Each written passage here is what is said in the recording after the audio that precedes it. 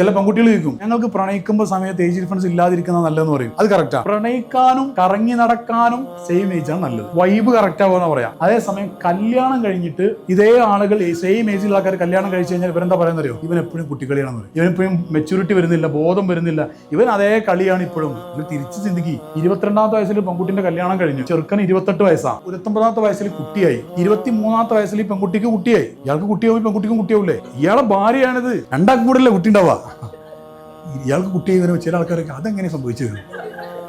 കുട്ടിണ്ടായി, കുട്ടിണ്ടായിട്ട് എന്താ സംഭവം അറിയോ? ഇയാൾ 29 വയസ്സിൽ കുട്ടികളായിട്ട് നടക്കന്നെ. അതേസമയം 23 വയസ്സുള്ള പെൺകുട്ടി ഒരു കുട്ടിയാകുമ്പോഴത്തേക്കും ഹൈ പക്വത വരുന്നുണ്ട്. ആണുങ്ങൾ അപ്പോഴും അതേ, ആണുങ്ങൾക്ക് പ്രത്യേകിച്ച് മാറ്റമൊന്നുമില്ല. പെണ്ണ് ഒരു 9 മാസം ഗർഭം ചുമന്ന് 9 മാസക്കാലം വലിയ പ്രോസസ്സിംഗ് യൂണിറ്റ് ആയിട്ട് വർക്ക് ചെയ്ത് അതിനുശേഷം ഡെലിവറി യൂണിറ്റ് ആയിട്ടും വർക്ക് ചെയ്ത് അങ്ങനെ ഒരു വലിയ ഒരു പ്രോസസ്സിലൂടെ കടന്നുപോയി വലിയ പക്വതയിലേക്ക് പെൺകുട്ടി എത്തിയിട്ടുണ്ട്. ഏജ് ഡിഫറൻസ് ഉള്ള കേസാണ് പറയുന്നത്. എന്നിട്ടും ഇച്ചങ്ങാതിക്ക് പക്വത എത്തിയിട്ടില്ല എന്ന്. പിന്നെ സേവ് ഏജിന്റെ അവസ്ഥ എന്താ പറയാനുണ്ടോ? ആ വിഷയം അത്തരം കാര്യങ്ങൾ ആ രീതിയിൽ ശ്രദ്ധിക്കുക എന്നുള്ളതാണ്.